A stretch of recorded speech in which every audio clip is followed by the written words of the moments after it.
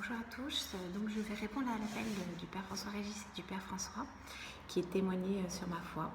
Donc déjà je vais me présenter. Je suis Stéphanie, j'ai 40 ans, je suis mariée, j'ai 4 enfants et je viens d'arriver sur Paris. Voilà. Donc ma foi. Donc je viens d'une famille qui est catholique. Pas forcément pratiquante, on n'allait pas tous les jours à l'église, enfin, on allait pour les grandes occasions. On faisait le vendredi saint qui était sacré pour ma maman, enfin voilà, mais voilà, on n'était pas plus pratiquante que ça. Malgré tout, j'ai toujours eu la conviction d'avoir, aussi loin que je me rappelle, une présence, une bienveillance du Christ dans ma vie. Un père qui me donnait sa force, une mère qui m'aimait malgré mes erreurs, et un truc en moi qui me permet de vivre dans ce monde. Voilà, je ne saurais pas plus expliquer que ça, mais en tout cas, c'était ancré en moi. Maintenant, c'est vrai que ma foi a toujours fait partie de ma vie.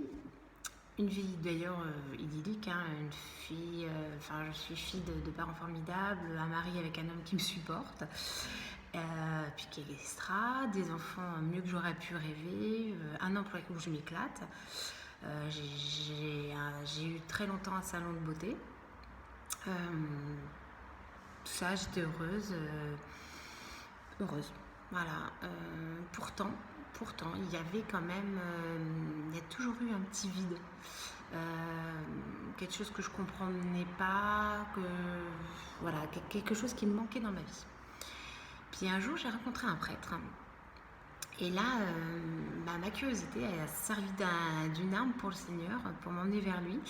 En effet, ce prêtre était dynamique, un très bon prêcheur, mais c'est pas ça qui m'a étonnée.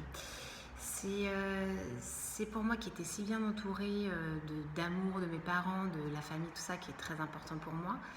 C'est de voir ce prêtre qui pouvait vivre sans tout cet entourage et être si heureux. Des pétillements dans les yeux dès qu'il voyait quelque chose, enfin voilà, quelque chose un émerveillement de tout, enfin voilà, c'était vraiment très très étonnant pour moi. Donc j'ai voulu comprendre et surtout découvrir son secret. Et j'ai donc commencé à suivre ce prêtre dans ses événements, ses prêches, ses formations. Très vite, tout ça m'a apporté beaucoup. Mais je suis gourmande et il m'en a fallu plus. Alors je me suis renseignée dans notre région ce qui pouvait exister pour m'aider dans cette recherche. Et j'ai appris que le séminaire en fait qui était de ma région, on pouvait y faire des formations. Donc je me suis inscrite. J'ai fait à peu près 4 ans de formation au séminaire. Donc ça a été 4 ans formidables où j'ai encore plus eu soif et encore plus eu envie d'apprendre et de comprendre. Donc j'ai cherché encore à apprendre et puis j'ai redécouvert un livre magique. Magique parce qu'il apporte beaucoup de choses si on cherche réellement à le comprendre. J'y ai rouvert parce qu'il avait déjà été ouvert dans ma vie, mais pas vraiment de la bonne façon. Et je parle évidemment de la Bible. C'est pas un livre de chevet, c'est plutôt une aide dans notre vie, ou enfin en tout cas dans la mienne, mais qui dit une lecture sincère, dit une formation. Car tellement de choses et tellement d'amour dans ces lignes que mon intelligence humaine, intelligence entre guillemets, devait être aidée dans une formation en tout cas, et c'est dans ma région encore et dans d'autres régions alentours que j'ai pu m'aider dans ce chemin, qui reste encore beaucoup à apprendre, mais voilà, qui m'a aidée. Et donc voilà, ça m'a apporté beaucoup de choses, encore d'autres découvertes et une autre façon de lire la Bible. Vous vous doutez bien que tout ceci, ça m'a ouvert des portes au manque que je ressentais. Et puis du coup, j'ai voulu un petit peu me consacrer à cette nouvelle sucrerie. Et mon besoin de sucre était énorme, donc j'ai décidé à l'époque de fermer mon salon et de vivre et de découvrir cette petite chose qui m'attirait et qui me donnait tellement de bien-être et puis qui me renflouait de l'intérieur en fait. Donc j'ai fermé mon salon et j'ai cherché encore d'autres lieux Alors je ne les ai pas abandonnés les autres lieux, hein, c'était un cumul de tout ça.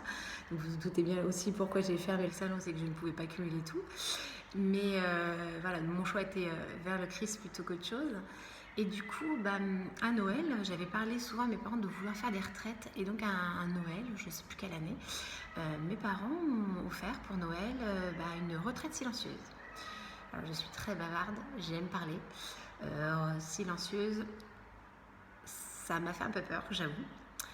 Mais en fait, ça a été magique. Un week-end qui m'a encore ouvert d'autres nouvelles ouvertures d'esprit. Apprendre à écouter sans parler, sans entendre. Enfin, en tout cas, entendre le côté parler, mais entendre autre chose. C'était extra. Donc quand je suis rentrée, évidemment, ça a été un vide total parce que cette sensation était trop forte et trop bien pour que je ne puisse pas continuer à le faire. Donc du coup, j'ai recherché un nouveau lieu où je pourrais cumuler régulièrement ce bien-être, et j'ai découvert un lieu où il y avait des sœurs. Et ça a été pour moi un lieu de recueillement, de nouvelles rencontres aussi enrichissantes, un lieu de confession qui a été pour moi, à partir de ce moment-là, un besoin nécessaire et presque une drogue. J'en étais à une semaine de confession et j'en avais réellement besoin. Pas seulement par un besoin de moi, c'est que j'avais besoin aussi de me confesser. Et ça a été aussi un lieu où j'ai découvert la prière, la prise de conscience et le besoin de recevoir le corps du Christ aussi tous les dimanches. C'était pas forcément très bien inscrit dans ma tête, mais à ce moment-là, j'en ai eu vraiment le besoin. Donc j'ai dû revoir mon style, pas facile. Hein. Le style de vie était à ma façon, comme ça m'arrangeait bien. Mais grâce à toutes ces personnes qui ont fait mon entourage, les prêtres, les sœurs, les séminaristes, ma foi qui a grandi, aujourd'hui j'ai plus ce vide. Mais j'ai envie de vivre ma foi et tout cet amour. Et malgré toutes ces erreurs d'hier, d'aujourd'hui, de demain, parce que j'en ferai encore et voilà, je me sens aimée.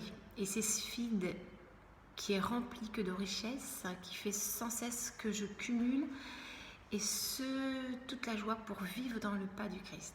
Plein de chemins que je me mets moi-même des cailloux, des gros pavés. Mais pour moi, il n'y a rien de plus beau aujourd'hui que vivre ce chemin caillouteux. Et rien de plus pur que vivre ce chemin. Voilà, c'était ma petite histoire qui ne fait que débuter, qui va continuer, j'espère, encore à grandir, et puis qui aujourd'hui me rend heureuse. Heureusement que j'ai cette foi grandissante. Et aujourd'hui, avec ce nouveau parcours, avec vous dans votre paroisse, que j'espère très enrichissante. Voilà, c'était un petit peu mon parcours. Je ne sais pas si j'étais concise, j'ai essayé. Je ne sais pas si vous avez vu, j'avais pris des notes parce que j'avais tellement de choses à dire, mais en tout cas, voilà. Maintenant, je prie pour vous pendant ce moment très difficile du confinement, en espérant que tout ceci apporte une nouvelle richesse à nous tous, en tout cas, en première à moi-même. Voilà, écoutez, je vous souhaite une très bonne journée, bon courage, et que Dieu vous bénisse et vous apporte la santé.